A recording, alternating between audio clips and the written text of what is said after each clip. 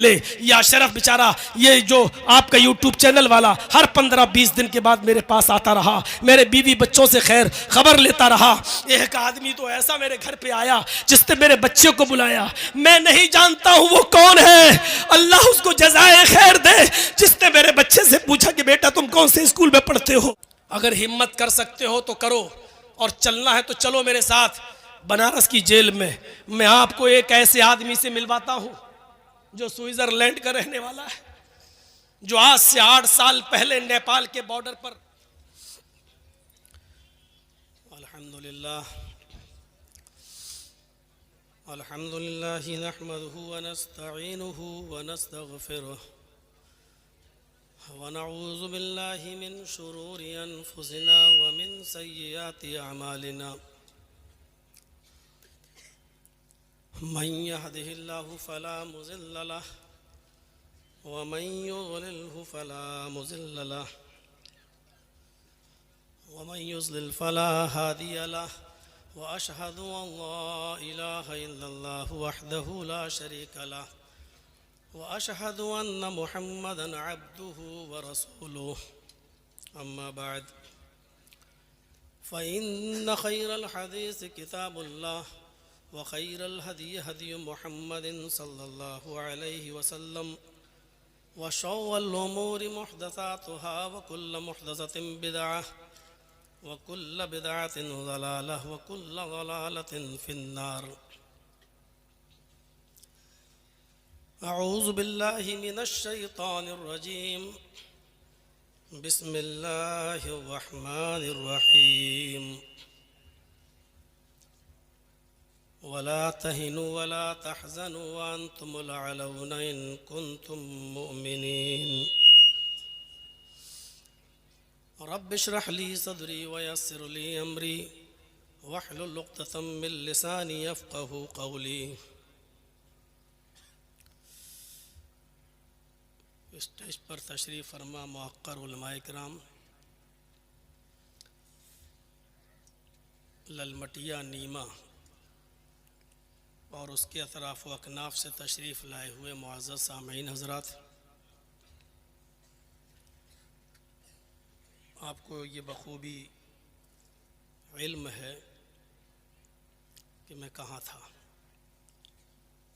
और किस जगह से मैं निकला हूँ। 6 महीने के बाद ये मेरा पहला प्रोग्राम यहाँ हो रहा है। मैं बहुत थोड़ी सी देर आज आपके सामने रहूँगा, क्योंकि मुझे मालूम है कि 1 महीना 1.5 महीना रुकने के बाद जब मैं कोई पहली स्पीच देता हूँ तो 15 या 20 मिनट में मेरा गला बैठ जाता है। ये एक आदत है, मुश्किल से 15-20 मिनट में गला बैठना ही बैठना है पहली तकरीर में, और कल से ये फिर ठीक हो जाएगा। ये आज तक कोई डॉक्टर इस मर्ज़ को पकड़ ही नहीं पाया कि क्या बात है। वो छुरी होती है जिसको जितना तेज़ करते रहो तो चलती रहती है, और जब कुंद हो जाती है तो फिर उसको। मैंने ये जुमे का खुतबा भी कहीं नहीं दिया, जानबूझकर कहीं नहीं दिया। मैं निकल तो गया था लेकिन जानबूझकर मैंने जुमे का खुतबा कहीं नहीं दिया, क्योंकि इतनी भीड़ हो रही थी। जिस जगह पर भी खुतबे का ऐलान अगर सुन लिया जाता तो जगह नहीं मिलती। मेरे साथियों, ये पहला प्रोग्राम है हमारा, पहला। और इसके बाद फिर हमारे कर्नाटक के अहबाब बैठे हैं, इनको मालूम ही है कि फिर हमें कर्नाटक भी जाना है। 19 तारीख को उधर भी प्रोग्राम है, और रमज़ान तक हम एहतियात बरत रहे हैं। कुछ फॉर्मेलिटी होती है हाई कोर्ट की जिसको पूरा करना पड़ता है, उसमें अभी हम लगे हुए हैं। तो मेरे भाइयों, बुरा मत मानिएगा, जितना वक्त होगा हम देंगे। हर किसी को टाइम नहीं भी दे पाएंगे, हर आदमी बुरा ना माने। पहली बात यह है कि हम सबसे पहले उनको तरजीह देंगे। हर आदमी तारीख़ लेने ना आए मेरे पास, सबसे पहले मैं उनको तरजीह दूंगा जो झारखंड और बिहार और बंगाल से बेचारे हमारे पास गए। ऐसे ऐसे लोग हमारे पास गए मिलने के लिए कि जिनके पास होटल में खाना खाने को बाहर निकल के पैसा नहीं है, लेकिन मेरे लिए बेचारे वो सेब और केला लेके गए। लौट के आ रहे हैं तो पता चला उनके पास 1 भी रुपया नहीं है। वो घर कैसे जाएंगे? 1 भी रुपया नहीं है उनका। हाँ आया, वज़ू बनाओ, अल्लाह ने कहा नमाज पढ़ो, हम नमाज पढ़ने के लिए खड़े हो गए। नमाज से पहले वुजू की शर्त है, अगर वुजू नहीं तो नमाज भी नहीं।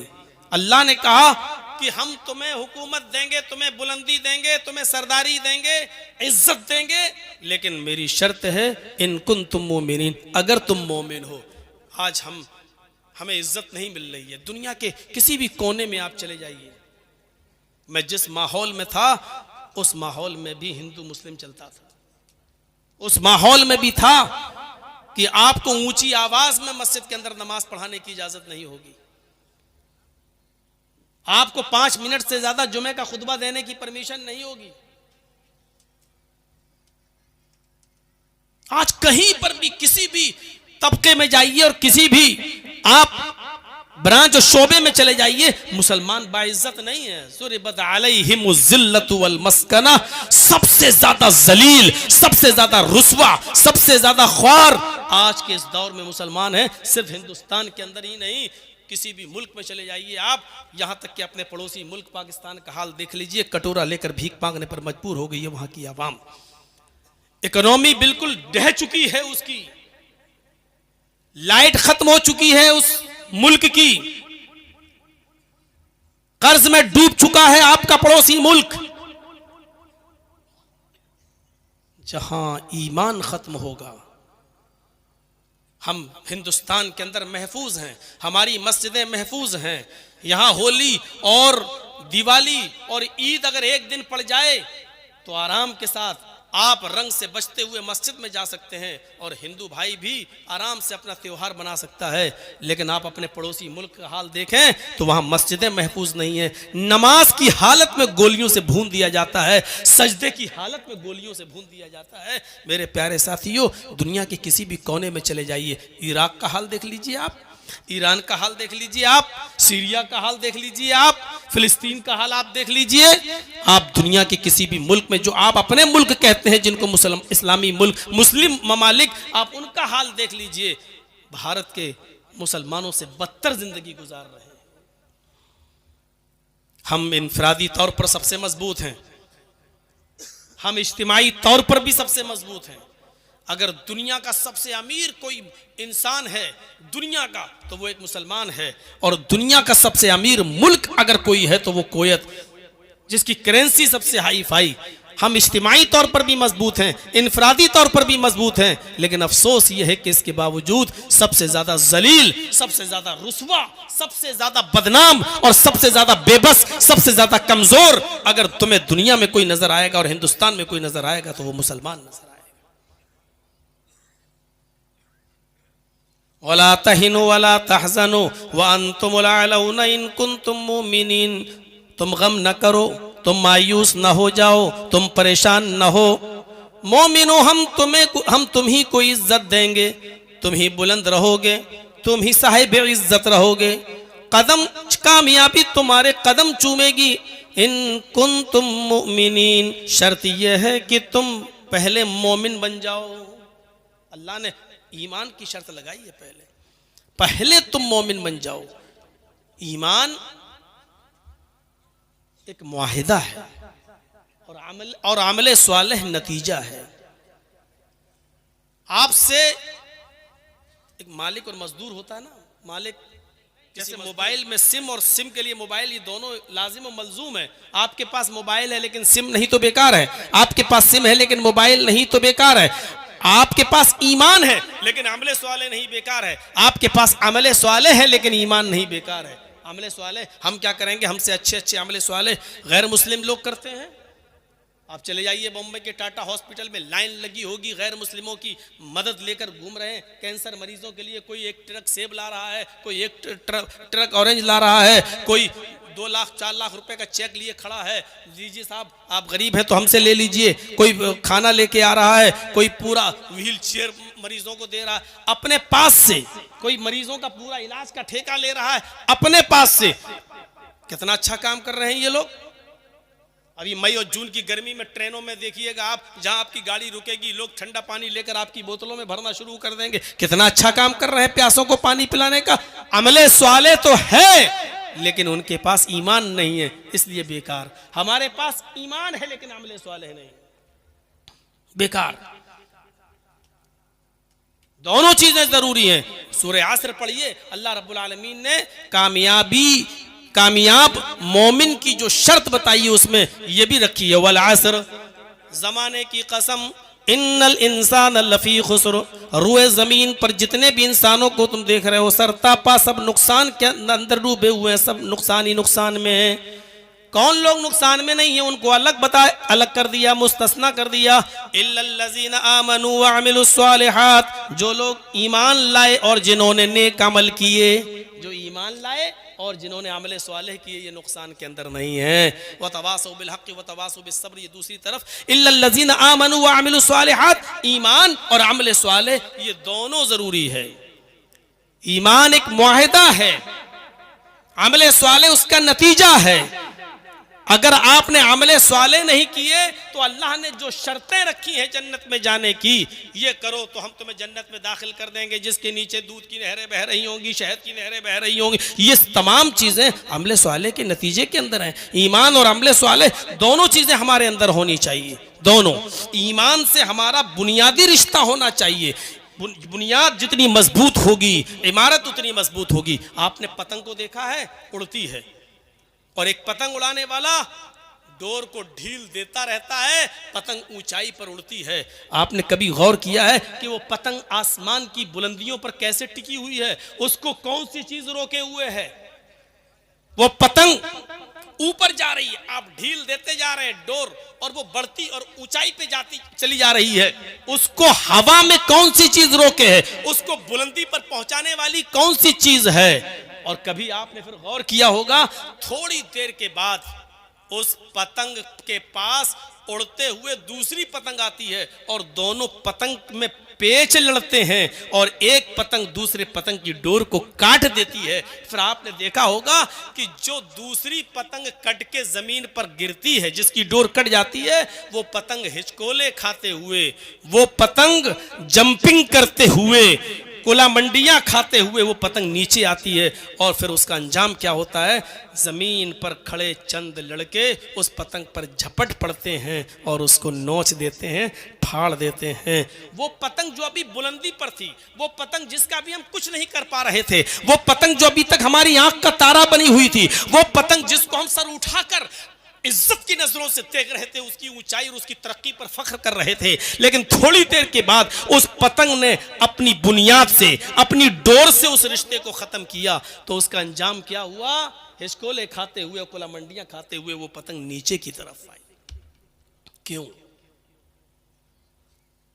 ये पतंग डोर से बंधी हुई है, ये मैसेज दे रही है, ये पैगाम दे रही है कि आए ईमान वालों, हम अपनी बुनियाद से जब तक जुड़े थे, बुलंदियों पर थे, हमारा रिश्ता अपनी बुनियाद से जब तक जुड़ा हुआ था, दुनिया की कोई ताकत मेरा कुछ नहीं कर पा रही थी।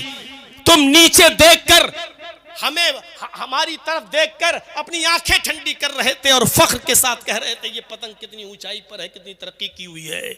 तुम भी हमारा कुछ नहीं कर पा रहे थे, लेकिन जब हमने अपनी डोर से रिश्ता तोड़ लिया है, अपनी बुनियाद से रिश्ता खत्म कर लिया है, जब हमने अपनी डोर से, अपनी बुनियाद से रिश्ते को मुनक़ता कर लिया है, तो अब हमारा अंजाम बुलंदी पर पहुंचना नहीं है, तरक्की पर पहुंचना नहीं है, क्योंकि हमने अपनी बुनियाद से अपना नाता तोड़ लिया है। जैसे ही उस डोर को काटा गया, उस डोर ने अपना रिश्ता मुनक़ता किया उस पतंग से, पतंग ने डोर से जैसे मुनक़ता किया, पतंग बुलंदी पर नहीं जाती है, आसमान की ऊंचाइयों पर नहीं जाती है, हिचकोले खाते हुए जमीन की ऊपर आती है और जमीन की ऊपर बैठे हुए या खड़े होने वाले चंद लड़के उस पतंग पर टूट पड़ते हैं। मुसलमानों, हमारी बुनियाद है ईमान। मुसलमानों, जब तक हम ईमान से बंधे हुए हैं और हम इस ईमान की डोर से हम बंधे हुए हैं, तरक्की करेंगे, ऊंचाई के ऊपर जाएंगे, हमें देखकर लोग फख्र करेंगे, इसलिए कि हमारी बुनियाद मजबूत है और हमने अपना रिश्ता, अपनी बुनियाद अपने ईमान से जोड़े रखा है। इसी को कुरान कह रहा, व अंतुमुल आलौन इन कुंतुम मोमिनीन, अगर तुम मोमिन हो तो हम तुम्हें इज्जत देंगे, हम तुम्हें सर बुलंदी देंगे, हम तुम्हें ऊंचाइयों पर पहुंचाएंगे, जाएंगे, हम तुम्हें हुकूमत देंगे अगर तुम मोमिन हो। और जब तुम ईमान से अपने रिश्ते को मुनक़ता कर लोगे, ईमान से अपने रिश्ते को तोड़ लोगे, तो फिर तुम्हारा अंजाम वही होगा जो एक पतंग का होता है। दुनिया की सारी कौमें तुम्हारे ऊपर टूट पड़ेंगी। यूशिकुल उममु अन तदालैकुम कमा तदाल अकलतु अला क़िसतिहा। जिस तरह भूखे लोग दस्तरखान के ऊपर टूट पड़ते हैं, उसी तरीके से दुनिया की सारी कौमें तुम्हारे ऊपर टूट पड़ेंगी, इसलिए कि तुमने ईमान से अपने रिश्ते को मुनक़ता कर लिया है। पतंग से इबरत हासिल करो। पतंग डोर से जुड़ी होती है, बुलंदी पर जाती है, तरक्की करती है, आसमान की ऊंचाइयों को छूती है, और दुनिया की कोई ताकत उस पतंग का कुछ नहीं बिगाड़ पाती है। लेकिन जब वो डोर से, जब वो बुनियाद से अपने रिश्ते को मुनक़ता कर लेती है और छोड़ देती है अपनी बुनियाद को, तो वो जमीन की पस्तियों की तरफ आती है। ये पतंग का और डोर का ये मैसेज हमें चीख चीख कर कह रहा है, जब तक तुम अपने कुरान से, अपने ईमान से, अपने इस्लाम से वाबस्ता रहोगे, दुनिया की कोई ताकत तुम्हारा कुछ नहीं कर सकती है। ये ईमान जब किसी के अंदर जागता है तो फिर वो ये नहीं देखता। हजरत इब्राहिम अपने शीर ख्वार बच्चे को हाजरा के साथ जब बेआबो गया वादी में छोड़ते हैं और जब चलने लगते हैं, जहां एक चिड़िया भी नहीं है, चिड़िया परिंदा भी नहीं है, परिंदे भी ऐसी जगह घोंसला बनाते हैं जहां उनको पानी आसानी से मिल सके, दूर दूर तक पानी का वजूद नहीं है। और ऐसे बेआबो गया मैदान में, मिना के मैदान में इब्राहिम अलैहिस्सलाम जब अपनी बीवी हाजरा को छोड़ते हैं और शीरख्वार बच्चे को छोड़ते हैं और जाने लगते हैं, तो उनकी बीवी कहती है, इला मन ततरुकुना। कुरान पढ़िए, आए इब्राहिम तुम जा रहे हो, कहां जा रहे हो? आए इब्राहिम शाम से लेकर यहां तक खैर आफियत के साथ मुझे लेकर आए हो, इराक की सरजमीन से लेकर यहां तक तुम खैर आफियत के साथ मुझे लेकर आए हो। क्या आपने अपनी बीवी के अंदर हक रिफाकत में कोई कमी पाई है? क्या आपने मेरी खिदमत में कोई कमी पाई है? जवाब दिया नहीं। फिर तुम मुझे इस तन्हा मैदान में, इस अकेली वादी में मुझे छोड़ के कहां जा रहे हो? इब्राहिम ने कोई जवाब नहीं दिया। ये कौन सा ईमान था, ये कौन सा जज्बा था? शीर ख्वार बच्चा जो अभी हाजरा का अपनी माँ का दूध पीता है, खाने पीने की कोई चीज मौजूद नहीं है, थोड़े से सत्तू है 2-3 दिन में खत्म हो जाएंगे, थोड़ा सा पानी है 2-3 दिन में खत्म हो जाएगा। आजकल की तरह ट्यूबलाइट का जमाना भी नहीं था, मरकरी का जमाना भी नहीं था। बेआबो गया वादी और उस वादी के अंदर छोड़ के जब जा रहे हैं और जब मुड़कर देखते ही नहीं है, तो हाजरा ने पूछ ही लिया बज़बाने कुरान, इला मन ततरुकुना। आए इब्राहिम हमें किसके हवाले करके जा रहे हो? आए इब्राहिम हमें किसके पीछे, किसके हवाले करके जा रहे हो? किसके जिम्मे, किसके सुपुर्द छोड़ के जा रहे हो? इब्राहिम अलैहिस्सलाम पीछे मुड़कर नहीं देखते हैं, सीधे जाते जाते कहते इल्लल्लाह, आए मेरी बीवी हाजरा मैंने तुझे अल्लाह की सुपुर्द कर दिया है। ईमान देखिए, जज्बा देखिए। इला मन ततरुकुना, हमें किसके हवाले छोड़ कर जा रहे हो? पीछे पलट कर नहीं देखते कि पीछे पलटूंगा बीवी का चेहरा दिखेगा, मोहब्बत जोश में आ जाएगी। पीछे पलट कर देखूंगा तो मेरा बेटा छोटा शीरख्वार बच्चा जो 99 साल दुआओं के बाद अल्लाह रब्बुल आलमीन ने मेरी फरियाद सुनी है, बहुत गिड़गिड़ाने के बाद रब्बे हबली मिनस सालिहीन का वजीफा पढ़ने के बाद अल्लाह रब्बुल आलमीन ने बुढ़ापे में मुझे सहारा दिया है। लाठी, एक बुढ़ापे में जैसे लाठी सहारा बनती है, उसी तरीके से मेरा बेटा मुझे सहारा बना कर दिया है। लेकिन आज उसी को छोड़ने का हुक्म हो रहा है। अगर वो शीरख्वार बच्चे पर नजर पड़ेगी तो उसकी मोहब्बत मेरे दिल में जोश मार जाएगी। नहीं पीछे पलट कर देखते हैं, चले चले जा रहे हैं। जवाब क्या देते हैं? इल्लल्लाह, आए मेरी बीवी जब तूने पूछ ही लिया कि मुझे किसके सुपुर्द करके जा रहे हो, तो सुनो, इल्लल्लाह, अल्लाह के सुपुर्द करके जा रहा हूं, अल्लाह के सुपुर्द। जब बीवी ने अल्लाह का नाम सुना, ये रिश्ता होता है ईमान का, ये बुनियाद, ये डोर देखिए। जब सुना कि अल्लाह, मेरे शौहर ने अल्लाह का नाम लिया, तो कहती है इब्राहिम अब मुझे फिक्र नहीं है, अब मुझे चिंता नहीं है, अब मुझे दुख भी नहीं है और मुझे कोई शिकायत भी नहीं है।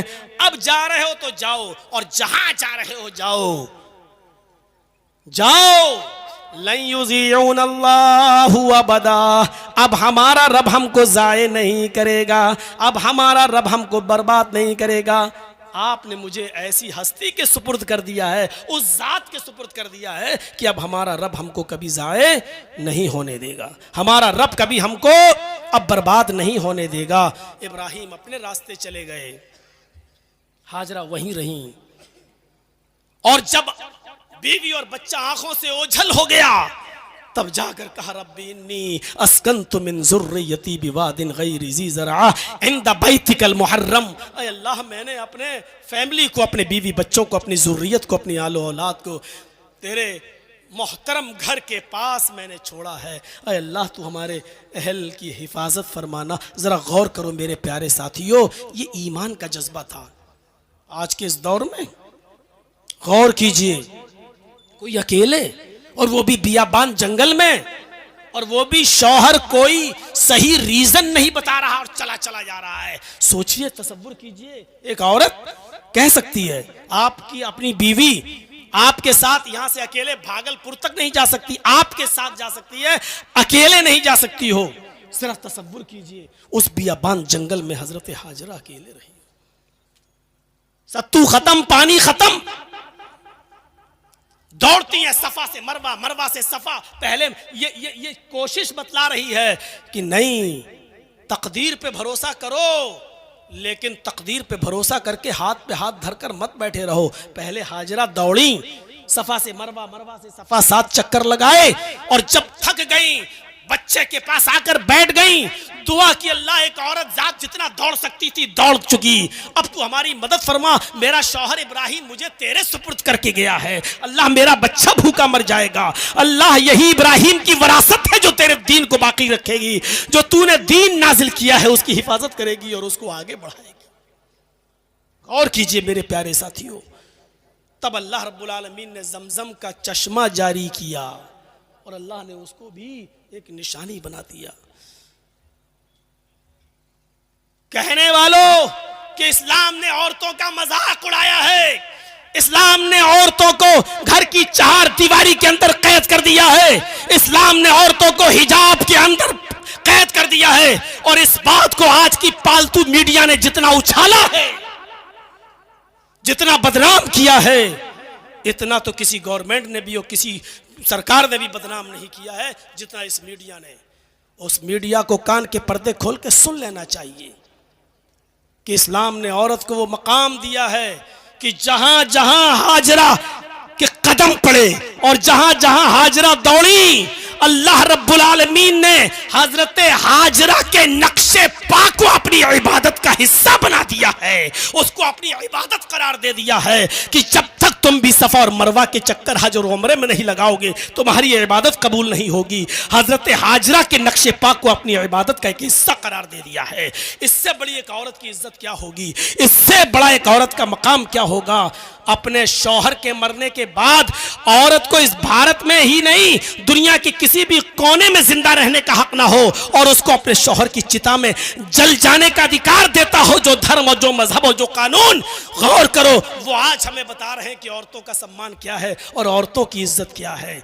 मेरे भाइयों, ये इस्लाम है जो औरतों का की इज्जत और सम्मान बताता है। वही मोहम्मद रसूलुल्लाह है जो खौला बिनते सालबा को अपने घर की 4 दीवारी से निकाल कर कह रहे हैं, अरे खौला, तेरे लिए मेरे पास अब कोई रास्ता नहीं है, तू अपने शौहर के ऊपर हराम हो चुकी है। और वही खौला जब मस्जिद नबवी में जाती है, 2 रकात नमाज पढ़ती है, अपने दोनों हाथों को आसमान की तरफ उठाकर कहती है, अल्लाह मेरे और मेरे शौहर के दरमियान कोई रास्ता निकाल। तो अल्लाह रब्बुल आलमीन ने इस औरत की निदा को 7वें आसमान की बुलंदी से सुना और अपने नबी पर जिब्राइल को भेजकर ये हुक्म नाजिल फरमा दिया, क़द समी अल्लाहु क़ौलल्लती तुजादिलुका फ़ी ज़ौजिहा व तश्तकी इलल्लाह। अल्लाह ने उस औरत की गुफ्तगू को सुन लिया जो आपसे अपने शौहर के बारे में फरियाद कर रही थी, वह तश्तकी इलल्लाह, और अल्लाह से भी फरियाद कर रही थी। अल्लाह ने उसकी फरियाद को सुन लिया।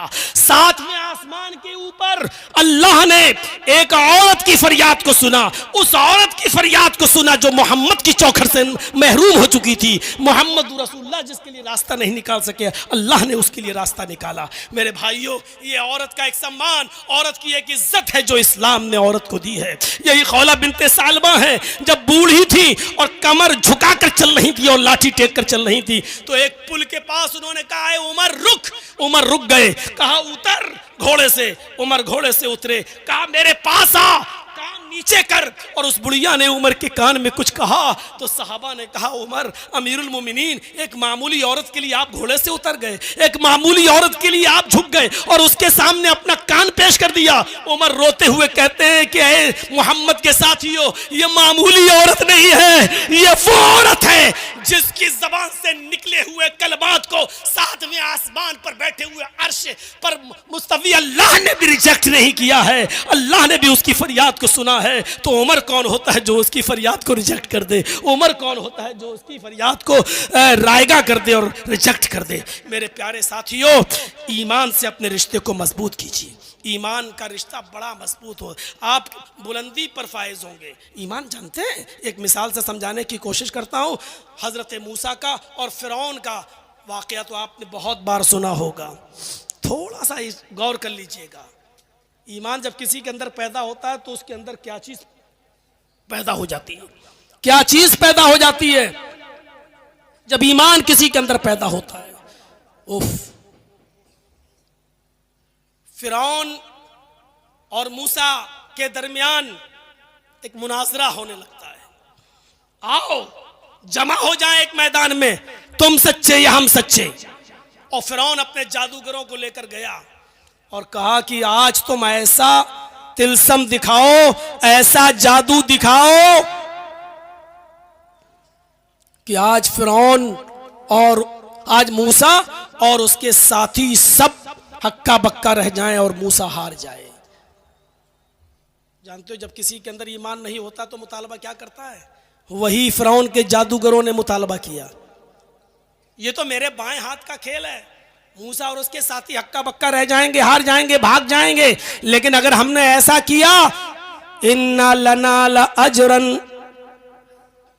इन कुन्ना नहनुल गालिबीन, अगर हम मूसा और उसके साथियों पर गालिब आ गए तो आप हमें इनाम क्या देंगे? हमारा अजर क्या होगा? हमारा इनाम क्या होगा? बस इसी बात को जहन में रखिएगा। जादूगरों ने अपना तिलस्म, अपना जादू, अपना कर्तव्य दिखाने से पहले क्या कहा? हमारा इनाम क्या होगा? हमारा बदला क्या होगा? हमें आप देंगे क्या? तो फिरौन ने उसके जवाब में क्या कहा? यही चीज फेंकी जाती है और लोगों के ईमान खरीद लिए जाते हैं और बिक जाते हैं।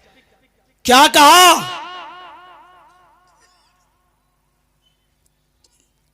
अगर तुमने मूसा और उसके साथियों को हरा दिया, भगा दिया,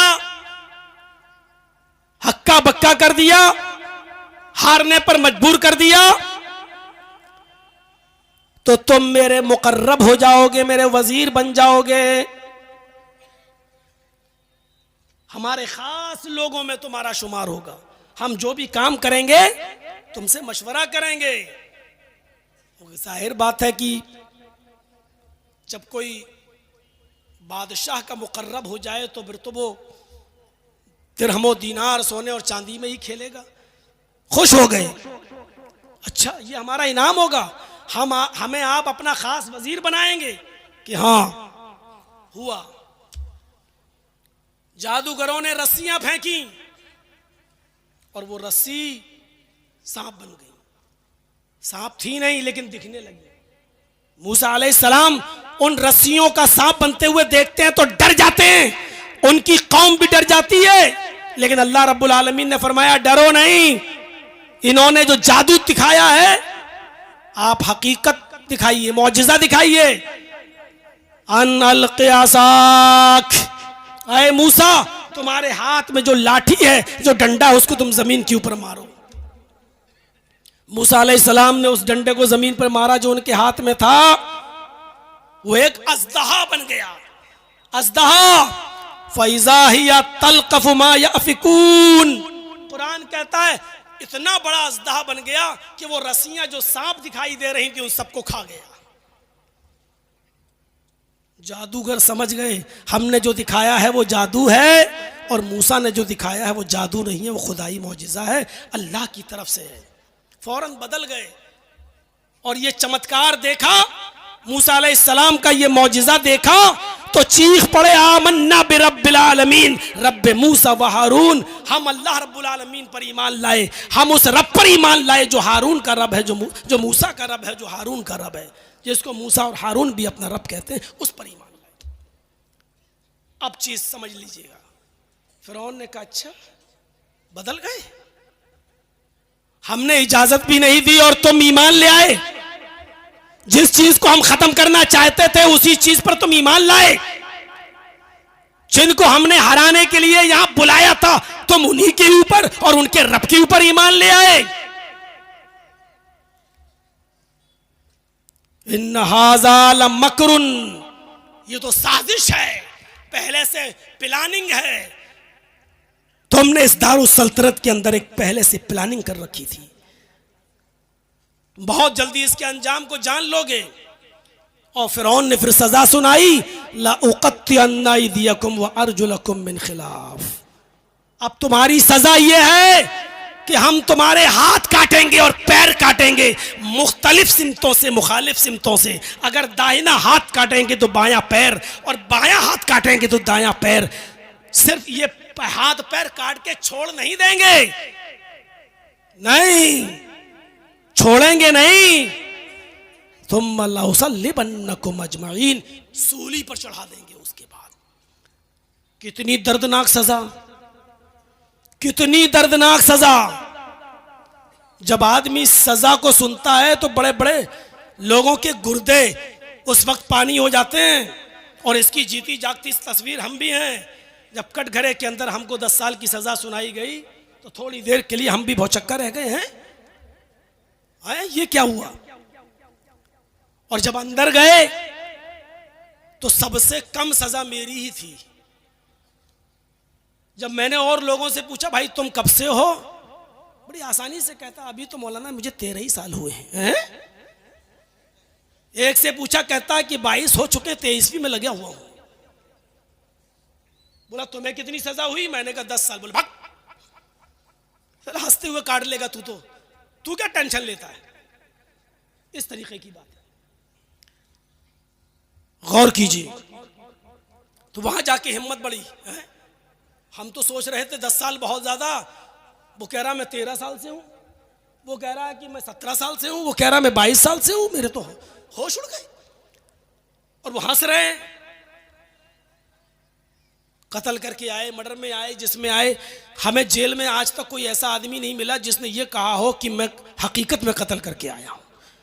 1800 बंदी थे मेरे साथ, किसी एक ने भी ये नहीं कहा कि मैंने हकीकत में कत्ल किया है।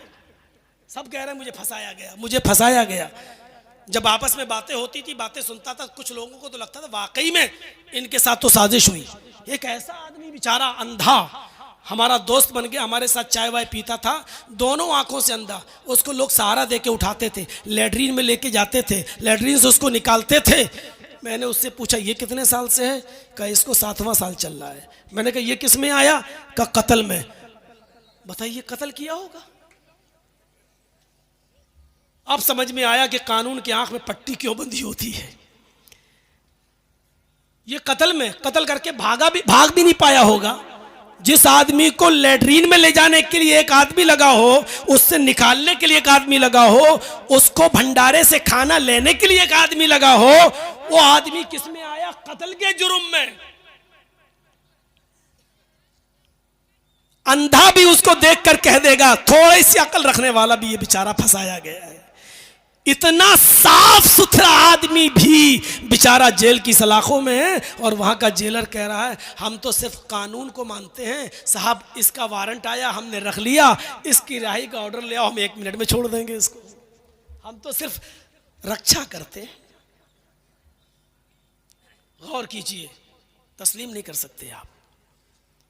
कितनी बड़ी सजा सुनाई, लाउक़त्तिअन्नक अयदियकुम वारजुलकुम, तुम्हारे हाथ कटवा दूंगा, तुम्हारे पैर। उलमा बैठे जानते, उक़त्तिअन्न कहा, टुकड़े टुकड़े कर दूंगा, तख्ती टुकड़े टुकड़े करना। ये हाथ यहां से काटेंगे नहीं, इधर इधर इधर इधर इधर। दाहिना हाथ टुकड़े टुकड़े करेंगे तो बायां पैर, और बायां हाथ टुकड़े टुकड़े करेंगे तो दायां पैर। फिर क्या करेंगे? छोड़ेंगे नहीं। सुम्मा लउसल्लिबन्नकुम अजमईन, सूली पर लटका देंगे, फांसी पर चढ़ा देंगे, तुम सबको तख्तेदार पर लटका देंगे।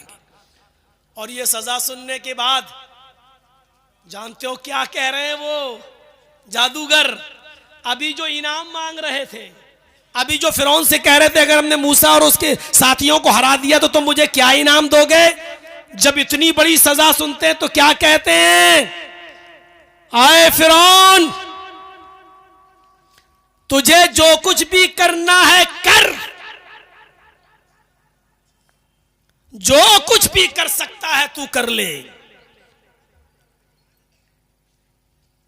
तुझे इख्तियार है, हाथ कटवा, पैर कटवा, गर्दन कटवा या फांसी के तख्ते पे लटका, तुझे जो करना है। फक्जी मा अंत काजिन, जो कुछ भी करना है कर। हम अब उन निशानियों को देखने के बाद जो अल्लाह तबारक व तआला की तरफ से हमें दिखाई गई, मौजिज़ा देखने के बाद, वाज़ेह निशानियां सामने आ जाने के बाद, अब हम तुझे तरजीह नहीं दे सकते हैं। फ़क़्ज़ी मा अंत क़ाज़ी, कर जो कुछ भी तुझे करना है। इन्नमा तक़ज़ी हाज़िहिल हयात दुनिया, तू सिर्फ दुनिया की हद तक जो कुछ कर सकता है कर ले, दुनिया की हद तक जो कुछ कर सकता है कर ले, सिर्फ दुनिया की हद तक तू जो कुछ कर सकता है वही करेगा। आखिरत का तू मालिक नहीं है, वो मालिक अल्लाह है। तो दुनिया में मुझे सता सकता है लेकिन आखिरत में मुझे नहीं सता सकता। गौर करो, मैं बताना ये चाहता था कि जब किसी के अंदर ईमान पैदा होता है, जब ईमान की रूह उसके अंदर आती है तो फिर वो इतना मजबूत हो जाता है, जो अभी इनाम लेना चाह रहा था वो अब हाथ और पैर कटवाने के लिए तैयार हो गया, वो अब सूली पे लटकने के लिए तैयार हो गया। इसको कहते हैं ईमान। और इसीलिए अल्लाह ने कहा अगर तुम्हारे अंदर ये ईमान पैदा हो जाए तो हम तुम्हें इज्जत देंगे, हम तुम्हें बुलंदी देंगे, हम तुम्हें हुकूमत देंगे, हम तुम्हें कामयाबी से नवाजेंगे। शर्त यह है कि तुम अपने अंदर ईमान पैदा करो। गज़वे तबूक के मौके पर अल्लाह के रसूल ने कहा कुछ लाओ, हमें जरूरत है इस गज़वे में जाने की। तो सारे लोग बिसात मुताबिक, इस्तिताअत के मुताबिक अपना अपना माल लाए। हजरत अबू बकर सारा माल उठा लाए। अल्लाह के नबी ने पूछा है अबू बकर घर में क्या छोड़ा? अबू बकर सिद्दीक ने छूटते ही जो जवाब दिया वो ईमान से भरा हुआ जवाब था। आए अल्लाह के रसूल आप पूछते घर में क्या छोड़ा, कितना माल छोड़ा? घर में तो हम सिर्फ अल्लाह और उसके रसूल की मोहब्बत को छोड़ के आए और कुछ नहीं। घर का सारा माल लेकर चले आए, सारा माल, कुछ नहीं छोड़ा। घर में छोड़ा तो अल्लाह और उसके रसूल की मोहब्बत को छोड़ा है। हजरत उमर फारूक अपने घर का आधा माल ले आए थे, आधा माल, लेकिन उमर फारूक का घर का आधा माल अबू बकर के घर के पूरे माल से ज्यादा था। हजरत उमर से पूछा तुम क्या लाए? कहा अल्लाह के रसूल घर का आधा माल लाया। अल्लाह ने कहा बरकत दे, अल्लाह तुम्हें बरकत दे। फरमाया अबू बकर तुम क्या लाए? कहा सब कुछ उठा लाए। घर में क्या छोड़ा? अल्लाह और उसके रसूल की मोहब्बत को छोड़ा है, कुछ नहीं छोड़ा। हजरत उमर उसी वक्त रोने लगे और रोते हुए कहते हैं कि आज समझ में आया अबू बकर मैं नेकियों में तुमसे कभी आगे नहीं बढ़ सकता, मैं सवाब के कामों में कभी तुमसे आगे नहीं बढ़ सकता, मैं कभी सबकत नहीं ले जा सकता तुमसे। मेरे भाइयों, ईमान का ऐसा जज्बा था कि सब कुछ लुटा दिया।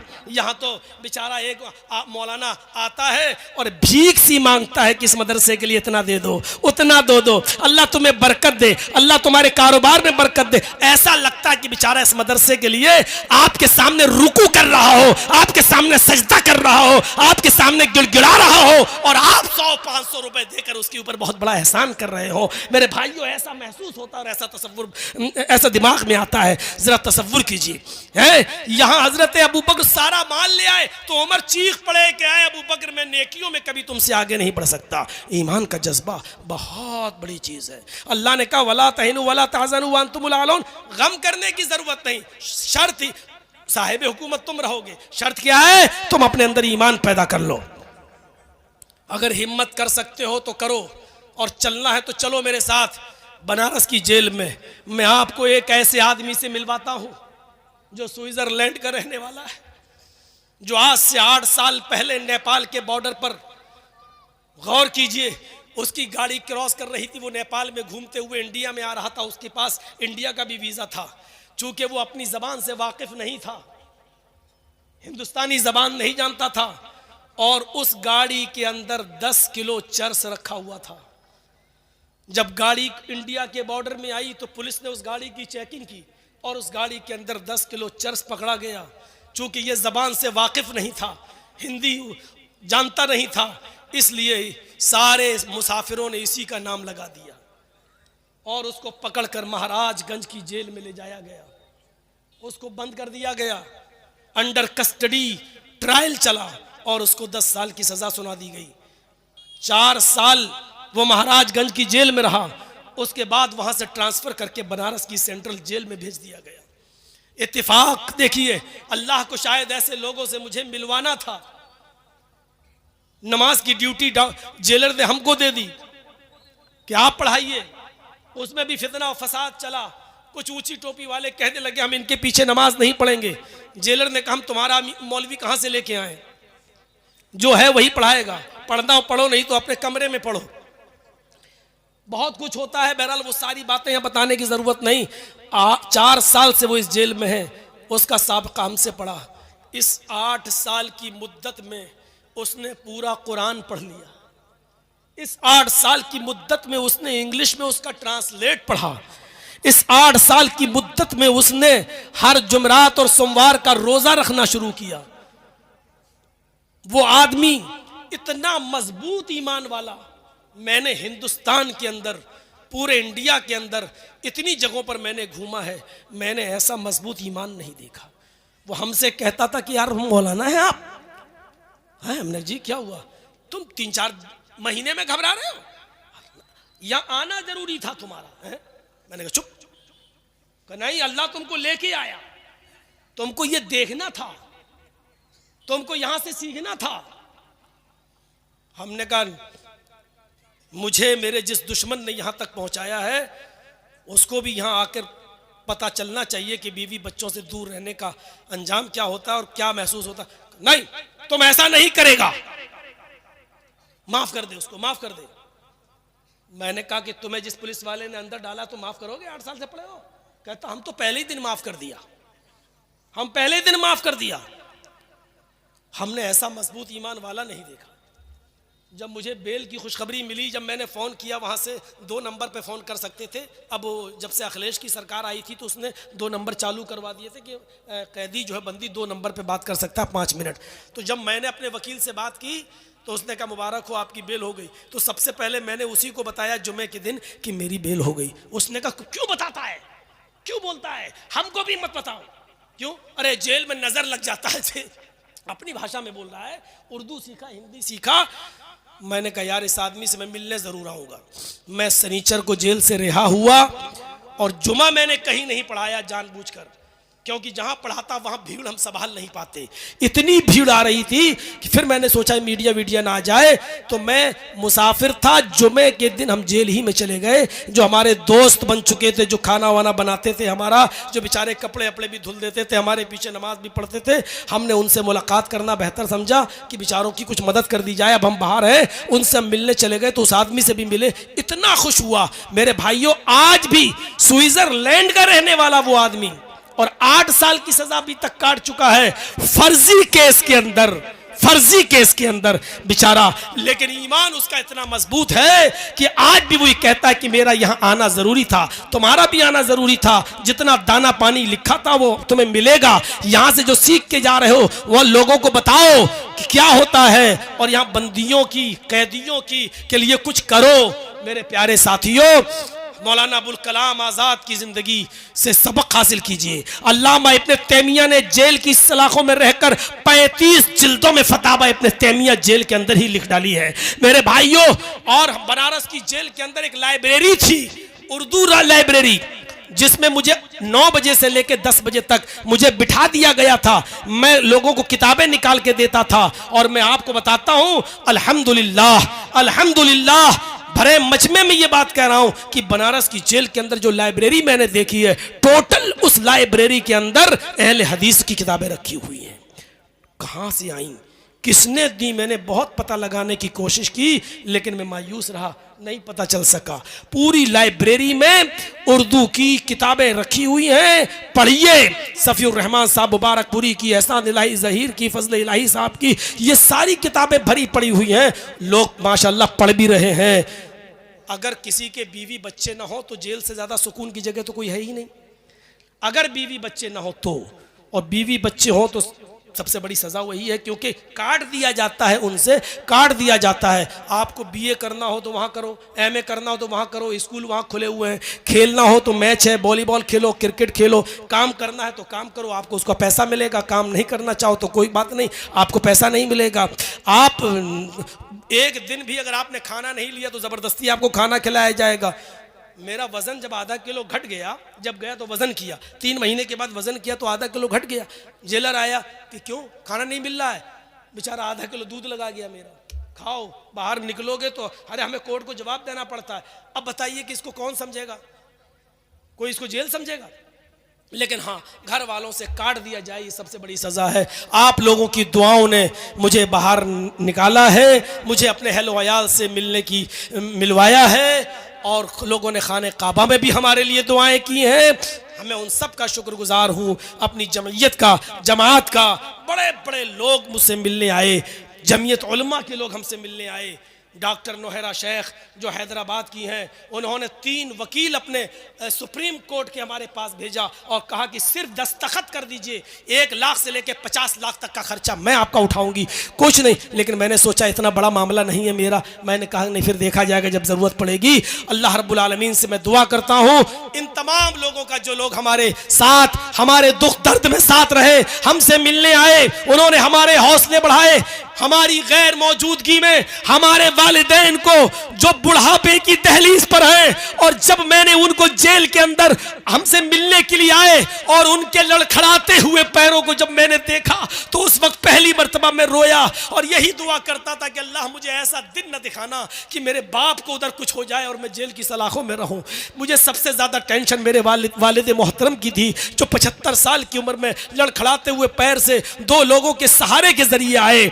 मेरी जबान से उस वक्त थोड़ी देर के लिए बद्दुआ निकली उस दुश्मन के लिए, उस दुश्मन के लिए जिसको आपकी सरजमीन ने भी हीरो बनाया है, जिसको अपनी गाड़ियों पे बिठा बिठा कर जिससे जलसे करवाए गए हैं। मैं नाम नहीं लूंगा, आपकी सरजमीन पर भी उसको हीरो बनाने की कोशिश की है। वही जमीयत का गद्दार है, वही जमात का दुश्मन है, और वही जमात अहले हदीस का सबसे बड़ा दुश्मन है, जो आज मेरे भाइयों अपनी जमीन और अपनी जायदादें बेचने तक में मजबूर हो गया है। लेकिन उसने ही मीडिया को बहकाकर और मीडिया को उछालकर, मेरी कटिंग दे देकर और मेरी वीडियोस दे देकर उसने उछलवाया और मुझे इस दहलीज तक पहुंचाया।